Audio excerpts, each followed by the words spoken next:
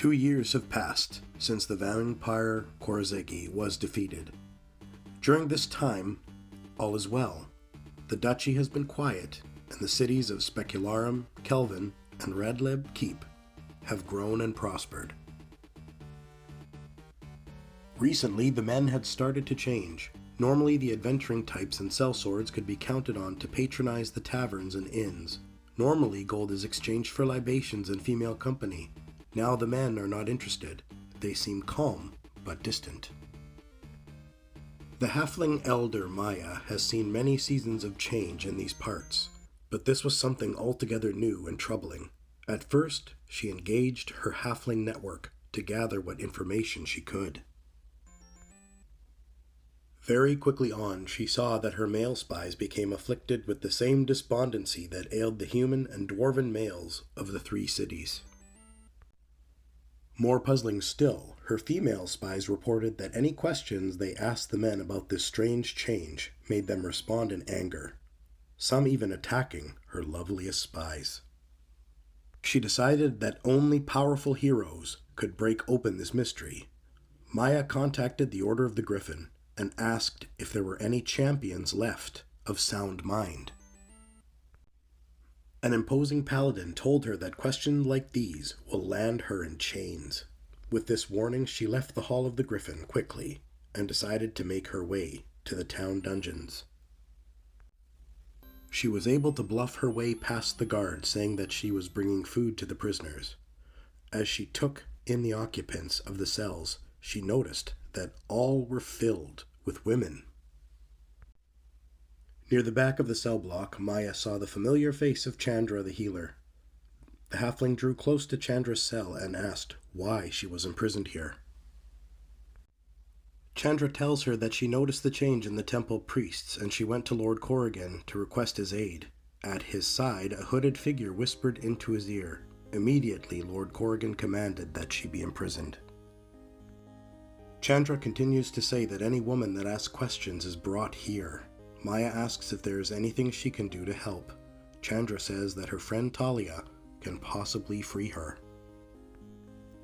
Maya makes her way to the tavern, and there finds Talia at a corner table. Maya slides into a chair and leans in to talk. She begins to say that Chandra is being held in the city dungeon. Talia nods her head slightly and whispers that they are being watched. Talia calls over the serving wench and orders a bottle of strong spirits. The girl returns with the bottle and 2 glasses. Talia opens the cork and discreetly pours a special powder into the liquor. Talia pours Maya a glass and tells her that they are getting drunk. Both women drain their glasses. Maya was expecting the burn of strong liquor, but this beverage tasted like water. Across from her, Talia was showing the effects of the liquor, and she started to giggle. The women both shared another glass, and while Talia's words began to slur, her eyes remained clear. Maya, beginning to understand, started to slur her words. For over an hour, the 2 women regaled each other with fabricated stories of adventures and past inadequate lovers. Once the bottle was empty, Talia and Maya stood up from their table and walked out of the tavern, leaning onto one another. They exited and now made their way along the darkened street. Both women noticed that a figure was tailing them. Stumbling into a side alley, Talia slumped to the ground, by all appearances on the edge of passing out. Maya continued on babbling nonsensically as she walked further into the shadows. As soon as Maya was out of earshot, their pursuers descended on Talia. Their pursuers turned out to be town guards, sent to question any woman that acted suspiciously. One man roughly pulled Talia to her feet. He leered into her face and began to ask her questions about her actions and associates. Talia lands a heavy blow into his manhood while throwing powder into the eyes of the second man. Her strike was perfect, but this man was wearing armor everywhere, and while the move surprised him, it did not incapacitate him. The now angry guard slammed her head against the stone wall of the building. While the other guard had cleared his eyes, and now was drawing his dagger and coming toward Talia's throat. A soundless dart emerges out of the darkness and lodges into the leg of the guard holding Talia. The painful attack causes the man to release his grip. Talia headbutts the man, breaking his nose. Another dart draws blood from the neck of the second guard. He turns toward the direction of the throw and sees an old halfling woman with a third dart in her hand. The guard begins to charge at the little woman. His heart is pumping fast with rage and exertion, efficiently circulating the dart's drug all through his system. Talia struggles with the other guard, gaining the upper hand as Maya's drug does its work on him also. In unison, both men crash to the ground. Talia considers slitting their throats, but she knows that these men, like all the others in town, are not acting like themselves. The two tired women decide that they must jailbreak Chandra and the other women tonight. Talia knows a secret way through the tunnels to enter the dungeon. She leads them through the maze of sewers until they are facing a blank wall. Talia searches the wall and presses a sequence into the bricks. A hidden door opens into one of the prison cells.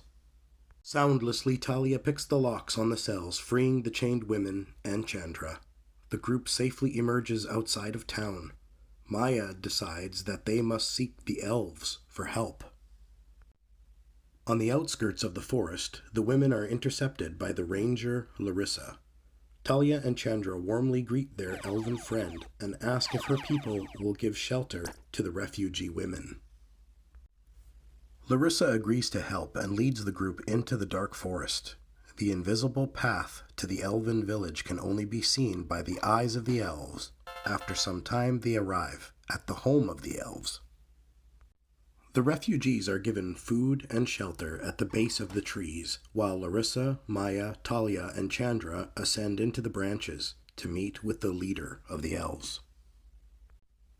Once the situation has been explained, the elven leader gives leave for Larissa to journey with the human women to discover what is happening and to stop it if they can.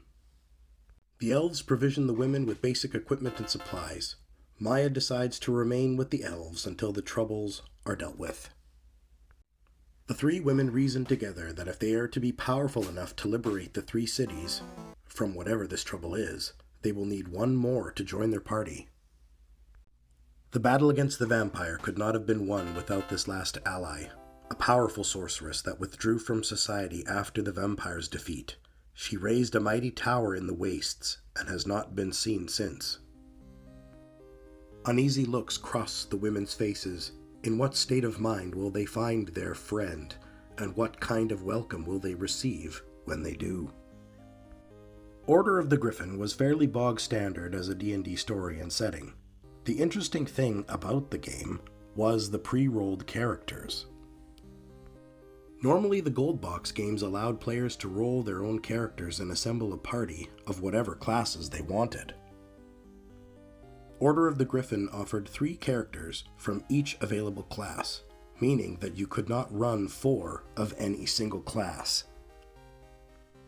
As I considered the hook for a sequel to this story, the dearth of females stuck out. My sequel teaser is built around the 5 female playable characters. Once that detail marched to the foreground, the rest of the logical story followed. I haven't completely revealed where I forecast that this narrative is going. Characters from old video games have threadbare backstories, generally speaking, so some elements need to be teased out from the setting. With that said, if you enjoyed this video, please like and subscribe. If you have suggestions for other videos or would like a part 2 of this video, let me know in the comments. Until next time.